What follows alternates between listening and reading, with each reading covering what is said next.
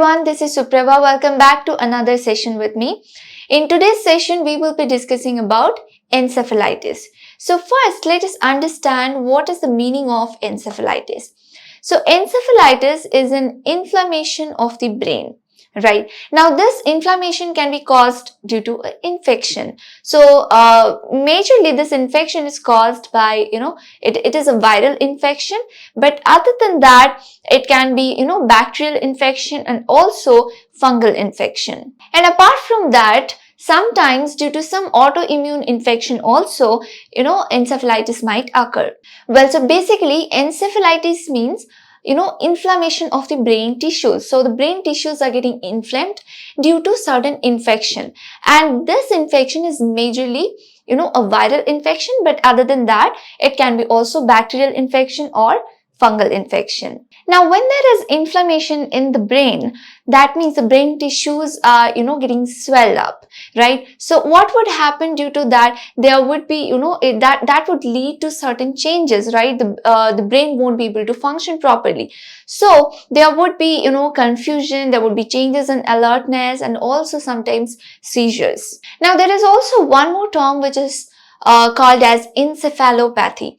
So when do we call it as encephalopathy? Now, the term encephalopathy means the cerebral dysfunction occurs due to circulating toxic agents, abnormal metabolites, poisons, or in case of intrinsic biomedical disorders. So when due to this infection, there is cerebral dysfunction, the time we call it as encephalopathy. So here you have to remember that, the difference between encephalitis and encephalopathy is encephalitis means that there is inflammation of the brain, right?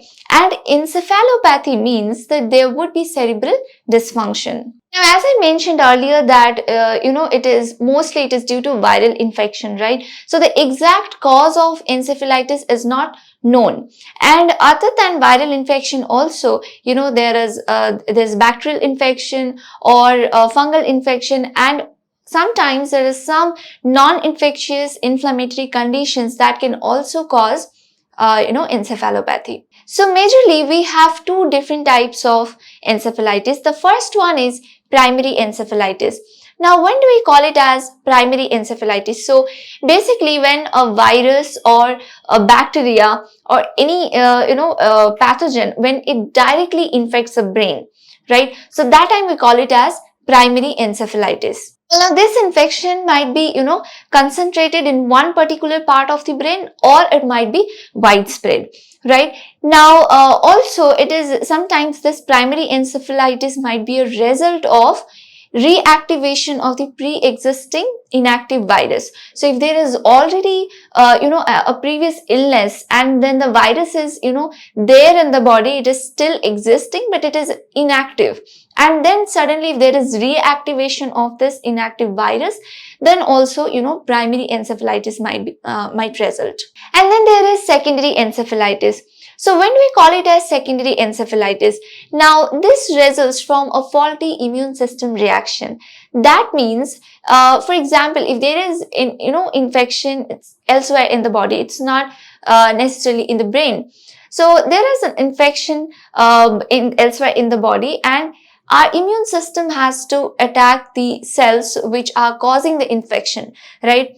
But instead of doing that, it also mistakenly what it does, it also attacks the healthy cells. Now, what is happening here?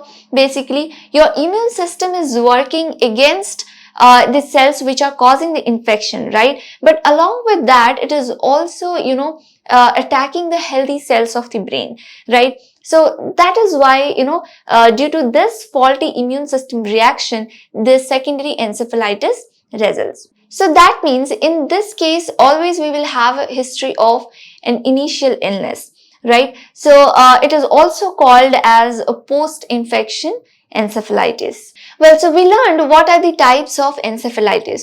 Now, as I mentioned earlier that, most of the time the cause is a viral infection, and apart from that, it can be a bacterial infection or fungal infection. But the exact cause is not known, right? So next, let us see what are the risk factors of for encephalitis. Now, there are certain factors. If those are present in the child, it is believed that the child is at more risk of having encephalitis. So let us see what are the risk factors. So the first one is upper respiratory infection. Going for surgery, then you have to provide pre-operative care, and also along with that you have to assess the head circumference, you have to assess the fontanelles, the cranial sutures, and if there is loss of consciousness. Also, you have to check for irritability, and if there is altered feeding habits, and if there is high pitched cry. So mostly if the child has hydrocephalus, in that case they would have high pitched cry. And you have to educate the family members, and also whenever you hold the child, you have to very firmly support the head and the neck when holding the child. Then you also have to provide skin care to maintain the skin integrity, so that there is no breakdown of the skin, and you have to give small and frequent diet to prevent vomiting. And you also have to provide the post-operative nursing care. So for example, you have to assess for signs of increased ICP. So for that you have to check the head circumference daily, and you also have to check the anterior fontanelle size. And then you also have to provide shunt care. So basically you have to monitor the shunt for if there is shunt infection or if there is malfunction. And you can also educate the family members and explain them how to recognize the signs and symptoms of increased ICP. So these are some of the nursing interventions. Now moving on to the complications. So in complications, there can be seizure. So as we know that there is the increased intracranial pressure, and the brain structures would also get compressed, and there would be it would also get damaged, right? So because of that, there might be abnormal electrical discharge. So that would result in seizure. Again, there can be herniation of brain. And then there might be persistent increased intracranial pressure, and also there might be developmental delay and depression. Well, so this was all about hydrocephalus. So today we discussed about the management and the complications. So I hope you have got a better insight about the topic. Thank you. Next, moving on to the diagnostic measures. So here we have several diagnostic measures which can help us to confirm the diagnosis of encephalitis. So we can do MRI because this helps in visualization, clear visualization of the organ. And then we can also do CT scan.